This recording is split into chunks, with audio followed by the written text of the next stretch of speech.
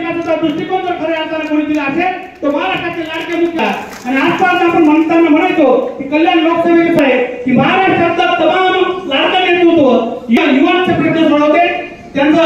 विनंती करतो खासदार श्रीकांत साहेबांना योग्य आहे ते शिक्षण करत असतात, कारण की गेले अनेक वर्ष ते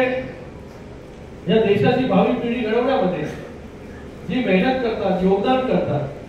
ते पाहून जे आहे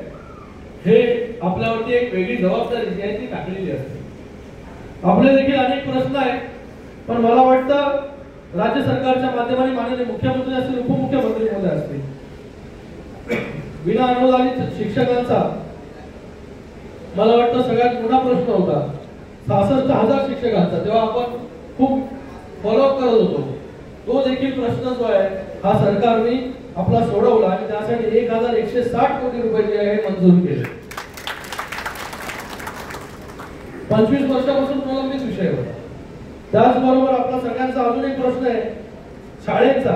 तर पुनर्मान्यतेसाठी ते 3 वर्षानंतर सरकार आपल्याला जावं लागतं, त्याच्यावरती देखील सरकार जे आहे नक्कीच विचार करेल आणि येणाऱ्या काळामध्ये चांगला निर्णय देखील त्याच्यावरती घेतला जाईल, एवढं देखील मी आपल्याला आश्वासन देतो।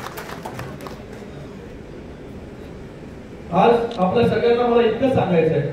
की सगळी जबाबदारी जर आपण घेतच आहे, अजून एक जबाबदारी जी आहे ती आपण घेतली पाहिजे। या लोकशाहीच्या उत्सवामध्ये, या मतदारसंघामध्ये सगळ्यात जास्त मतदान झालं पाहिजे याची दक्षता देखील जर आपण घेतली, आपण सगळ्या पालकांशी निगडीत असतात,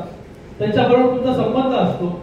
सगळे जे स्टुडंट्स असतील ते स्टुडंट्स बरोबर तुमचा संबंध असतो, एक्स स्टुडंट्स असतील त्यांच्याबरोबर तुमचा संबंध असतो, तुमच्या कारकिर्दीमध्ये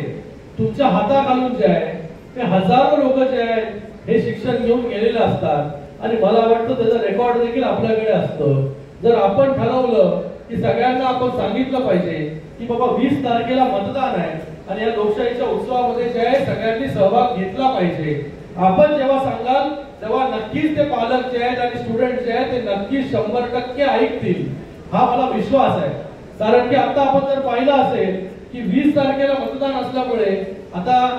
सुट्ट्या ज्या आहेत या शाळेला लागलेल्या आहेत, लोक बाहेर फिरायला जातात, लोक गावी जातात, अशा या परिस्थितीमध्ये आपण एक रिस्पॉन्सिबिलिटी, सगळ्याच रिस्पॉन्सिबिलिटी आपण घेतलेली आहे, पण ही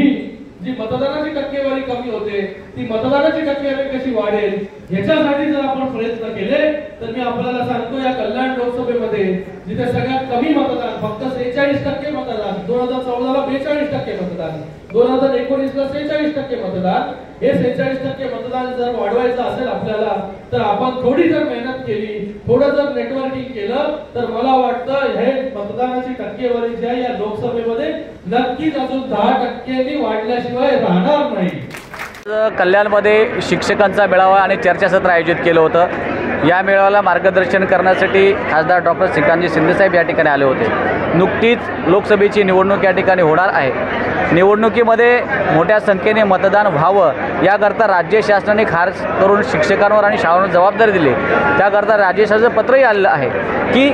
सुट्टीच्या दिवसामध्ये बरेचसे लोक गावाला जात असतात आणि त्यामध्ये मतदानाची टक्केवारी घटू शकते, म्हणून मोठ्या प्रमाणामध्ये मतदान व्हावं, लोकांनी आपल्या मतदानाचा हक्क बजावा याकरता मोठ्या प्रमाणामध्ये या ठिकाणी आम्ही लोकांची जनजागृती केली आहे। शिक्षकांचे काही प्रश्न होते त्याविषयी सुद्धा चर्चा करण्यात आलेली आहे आणि त्या संदर्भात राज्याचे मुख्यमंत्री एकनाथजी शिंदेसाहेब यांनी शिक्षकांच्या प्रश्नासाठी जे जे कार्य केलं आहे तेही आम्ही आज या ठिकाणी आणि खासदार डॉक्टर श्रीकांतजी शिंदेसाहेब यांनी सुद्धा आमच्या शिक्षकांसाठी जे जे कार्य केले ते या चर्चासत्रातून या ठिकाणी सगळ्यांना सांगण्यात आलेलं आहे।